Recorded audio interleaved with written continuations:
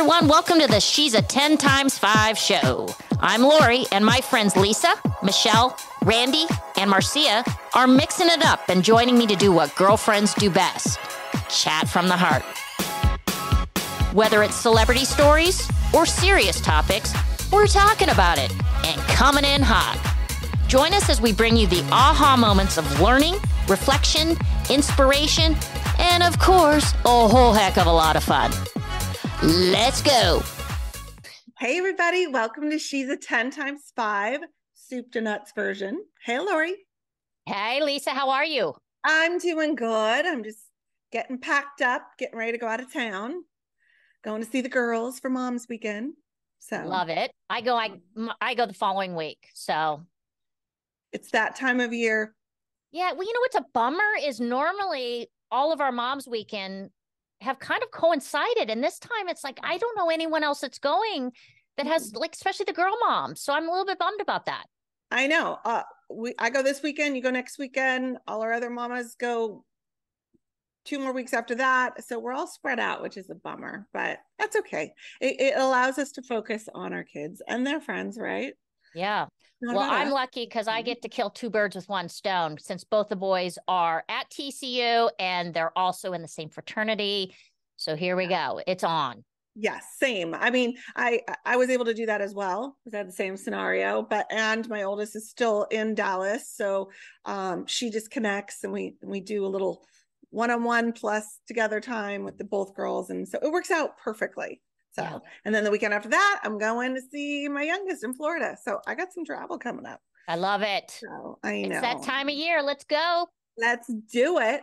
Okay. So one of the things is Sean's out of town. And so I had the TV to myself last night. It was so great. I kind of love that because it's sports, which I don't mind sports or, a show that we're into, but I have a lot of backlogged reality TV I need to catch up on. And so I was so excited. So last night I deep dive, and I have to tell you, the housewives of, I think it was New Jersey, they were playing a game on the girls' night, and it looked so fun. And I think we need to do it. Well, what's the game? So it's just a game where you go around, you have questions, and you write your answer, and then you put it in the bowl, and then you pull one out of the bowl, and then everyone has to guess whose answer it is based on all our friends, which is so fun because you're like, so their question, I'm sure they had a lot of questions, but the question they aired was name a sexual activity or sex act that you get guilt over or embarrassed by. And so yeah. And so they all wrote down their answers, and then they were all going around reading them, and they're like, no, that has to be Margaret. No, that has to be whoever. And I'm like picturing our friends doing that. And I thought it would be really funny, along with other questions too, but we'll have to save that for our next girls' night. Well, we tried to play, 2 truths and a lie. And then I was the first in the hopper, and I killed the whole mood. So I think for some reason I wasn't believable about any of it. Like, everyone thought my truths were lies and my lie was a truth. And so there you go. I mean, so I killed it.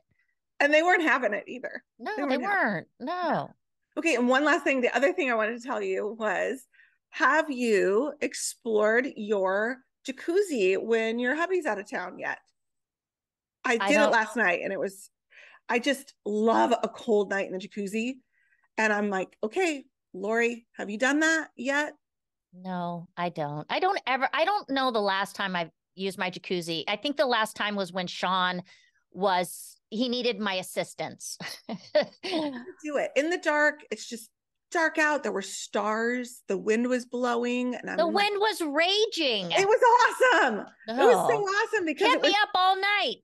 I know, but it was so great. You're like under the hot water and the wind is blowing out there. It's awesome. It's like being in the snow in the hot jacuzzi. It's my favorite. Okay. I love it. Okay, you've got to do it. I'm going to try it. I'll give it a try. And I'll do it. I promise if I do that, I'll do a TikTok. Okay. You don't even have to. You can just tell me. No, of course I will. It's the most relaxing, calming Zen experience for me. I love it. So, especially by myself. I'd rather be out there by myself than with my hubby. Not that I don't love being out there with him. But anyway, I thought of you last night. Okay. We ready to get into our topic today? You gave me a very short forewarning of what, because we like to make this very off the cuff. We don't edit. It's just, this is go time. Yep. But you did give me a little bit of a heads up, and I am dying to talk about your first, and I guess we call them the soup or the turd in the punch bowl, but I use the turd in the soup bowl for sure. Yes. Oh my God. Soup of the day is, let's just get into our lemony soup. Mr. Don Lemon. Well, I can't even begin. No. I mean, and he goes by Lemon, but no, he's Lemon. Yes. Well, I think everyone calls him Lemon because he's so freaking sour. Yes. That guy has such and this is the funny thing. He literally says, I'm not sexist. This was in another article. So I'll tell you as the listener, if you have not seen the latest shit that he stepped in, it was an interview. They were talking about Nikki Haley putting her hat in for running for president. She's 51 years old, and it has nothing to do with what side of the fence you're on. It has everything. Well, if it was their side of the fence, I think they wouldn't have maybe he wouldn't have said this. I don't know, but it really is all about his view on women and how offensive it was. And her take is that if you are 75 or older, regardless of sex, and you're running for office, you should be held to a competency test because there's huge, ramifications of. We got the red phone and button. Yes, we're dealing with serious shit, and Chinese spy balloons. Yes. So that's something she had said, and he says, "I feel very uncomfortable with this age conversation." Why, I don't know, because he went right into it being about women. So why would he be uncomfortable with it? And says, she should be really careful because she's not in her prime. Just saying. Right? Yeah. And then this to me, there were so many things wrong with his statement. But then he said, according to Google. Oh, I'm sorry. What highly regarded journalist ever quotes Google as their source? And then he tries to act like it wasn't him, it was Google. Look it up. Google says 20s and 30s. And his women co-hosts are like, I'm sorry, what? Yeah. Please define the parameters of what you mean by that. Like childbearing age, 20s and 30s, and that's what he said, maybe 40s. 20s, 30s, and maybe 40s. Yeah. I could not believe that came out of his mouth. And then tried to justify it that it was on Google, which makes him look even worse as a journalist that, quotes Google as his source. And it's not him, it's Google. Yeah. I don't know. What do you think? Okay. Yeah. You know me as this really touches a nerve with me. First of all, this is not the first time this moron has done this to women, because I don't know if you recall, he had a little kerfuffle a few months past about women's athletics and how we don't bring in the revenue, so therefore, and the audience, so therefore we shouldn't be paid the same, which is so ridiculous because until we get the platform, we can't bring in the revenue. So he has a real pickle up his ass about women, I think. Yes, and his co-host started to say that. She said, my issue is with these big companies not sponsoring. And he literally interrupted her and said, you don't know what you're talking about. He literally said, I'm sorry, you not only just demeaned your co-host and told her she doesn't know what she's talking about, you are speaking on, it's just mind-boggling to me, the arrogance and the sexism that is just blatantly accepted. Yeah. And let's be real. I mean, I'm just going to put it out there. We have a white male in president office that is the oldest standing president in the history of our country. And I don't know, Lisa, sometimes when he's talking, I feel like I'm watching part of Weekend at Bernie's. So I think this is a legitimate kind of discussion we should have as far as, because age. Age. Right. And listen, 51, last time I checked, if it was a man that was 51, certainly wouldn't have had a problem with it. But he had to say that about her because she was a woman. I mean, it's unbelievable to refute her argument about 75-year-olds doesn't even compute to me. And it's unbelievable that he would think that that is a viable argument and not make him look bad. And where are we in a society if a 50-year-old woman can do everything else great, but can't be president? Yeah. I'm sorry, a 61-year-old, 70. It's ridiculous that that even came out of his mouth. So we have, if you have not listened to our episode with Julia Lynn, she's Delphinista, she came unglued. She is this 65-year-old dynamo who's 5'1", who has like the most amazing physique from taking care of herself from the inside out. And she posted, she said, really, Mr. Lamont, that I'm not in my prime? And she showed a picture of herself in her bathing suit. And I was just dying. I'm like, yes, Julia. It was because fantastic. she calls it the power age, and she's right. Yes. And you know what? Yes. I have a message for Mr. Lamont, aka Lemon. Yeah. All right. Yeah. Stay in your giddy lane and get tipsy on New Year's Eve, because that's exactly where you belong. Yeah. And us second chapter women, we're just fucking getting started. We're just getting started. Off the mic. Peace out. Peace out. Absolutely. And I don't care what side of the aisle. I am all for a 50-plus-year-old woman running for president. Damn, more power to her. Yeah. So, just getting started, baby. Just getting started. So anyway, thought that would be very near and dear to our listeners on a sheet 10 times 5. And then let's see what else is going on. Okay. This, you know me in crime, Laurie. There is, so probably 2 of the biggest child cases. Obviously, there's JonBenet Ramsey, which had a huge, has a lot of press right now because there were DNA tests done right out of the gate, and within 3 weeks showed that there was no match to the family, but they said that the department buried it because they just didn't want to believe what they were seeing. And there's a book about to come out that is going to come out with a lot of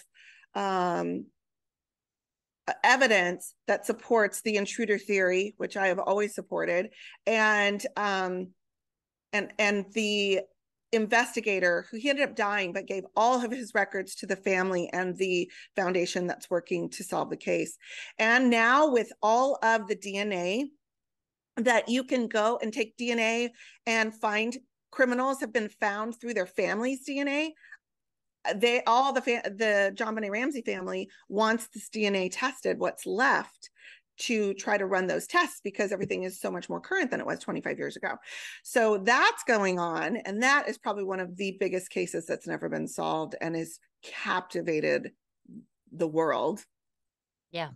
But this week, I'm obsessed. Do you remember the case about a little girl named Madeleine McCann who was kidnapped out of her parents' hotel room? She was 3 years old. They were in Portugal, and they left all the kids sleeping in their resort condo and went maybe 100 yards or less to the hotel dining restaurant and had dinner, and they would walk back and check on them about every 30 minutes. And they walked back, and the door was open, the window was open, and Madeleine, one of the 4 kids sleeping, was gone. And they've never been able to find her. Well, they concluded that she died, right? They've never been able to find her. The latest in the last 5 years has been this pedophile from Germany, who they think is responsible, but they have not arrested him. And I want to say he might even be in jail right now for another crime. She has a very distinct mark in her eye where her iris color bleeds through the black line, like almost like she was scratched in the eye. So it's a very distinct mark. And very rare. Very rare. Well, there is a girl who has come out. She is 21. Madeleine would be 18. But she also has this eye, and she thinks she is Madeleine McCann because she says that her parents can't produce any birth information. she has no memory of anything younger. I mean, there's some things that you go, well, not a lot of people have memories of their life before 4 years old. That's not uncommon. She also was exposed to this particular German pedophile.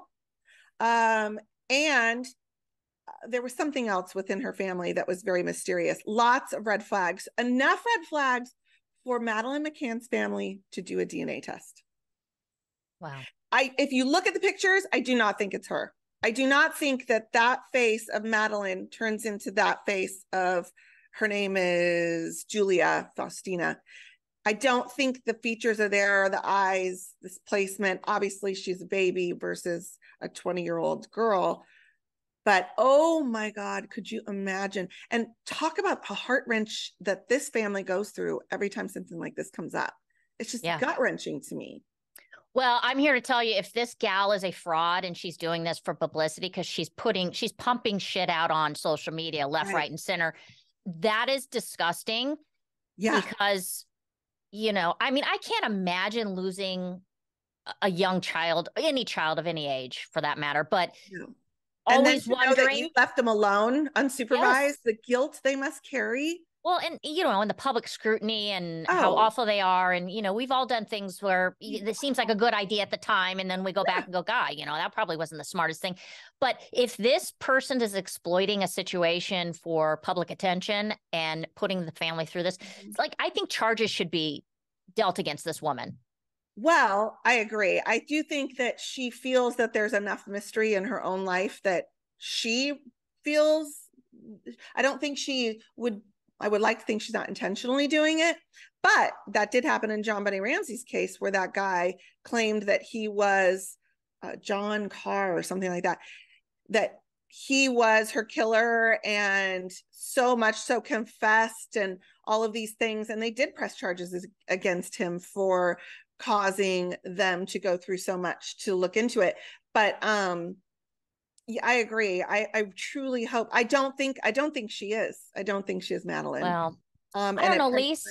But and not to bring up a totally new subject, but it's kind of the Groundhog Day every day with Harry and yeah.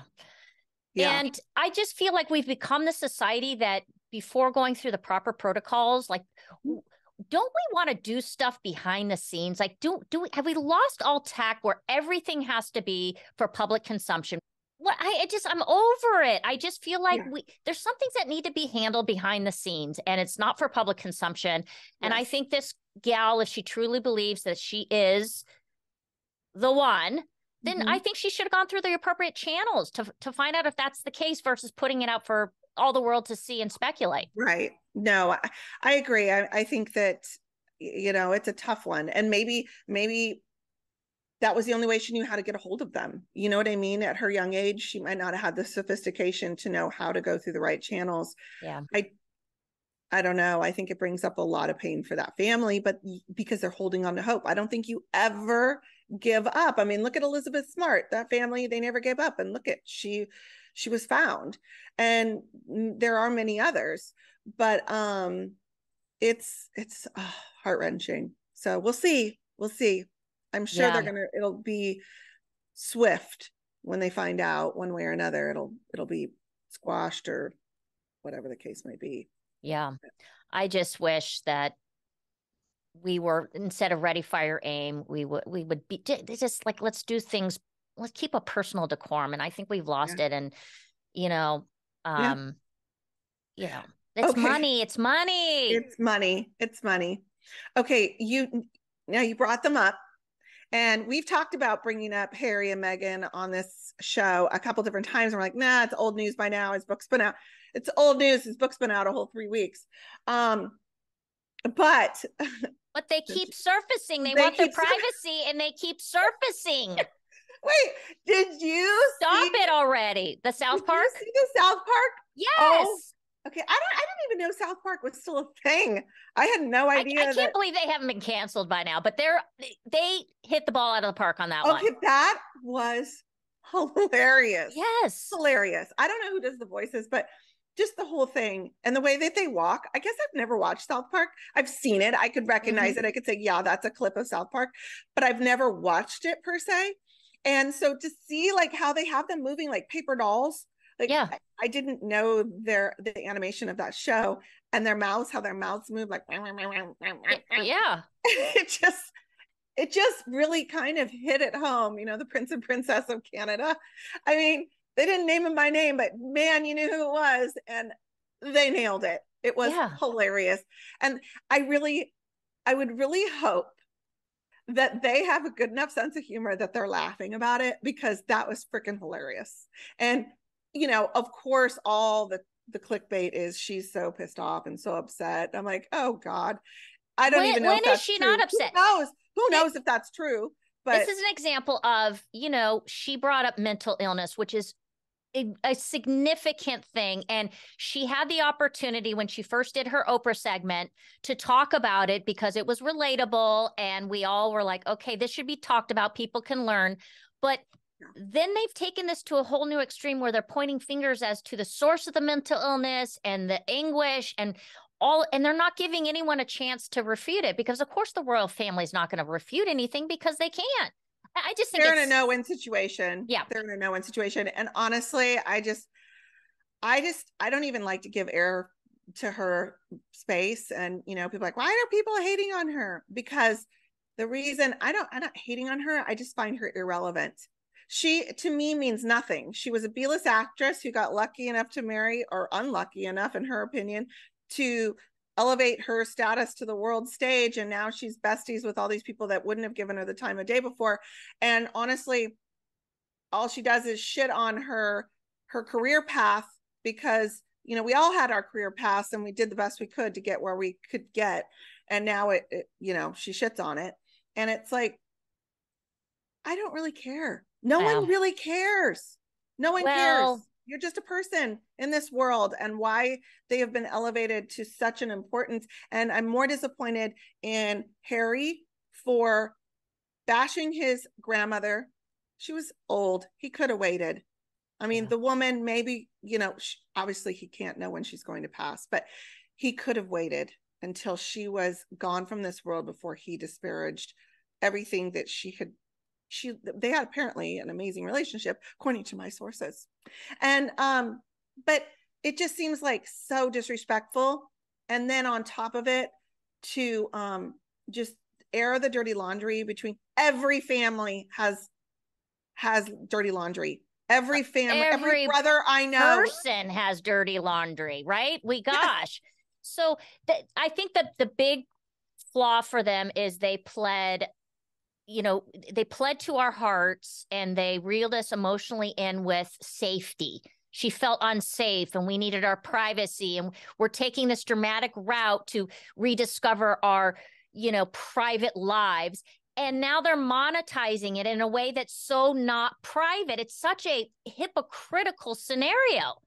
Shame on them, man. I'm sorry. Boo-hoo. Monetize on your own. I don't know. I just find it to be very opportunistic. Millions off of, you know, dishing about your family. Yes. Yeah. I don't know.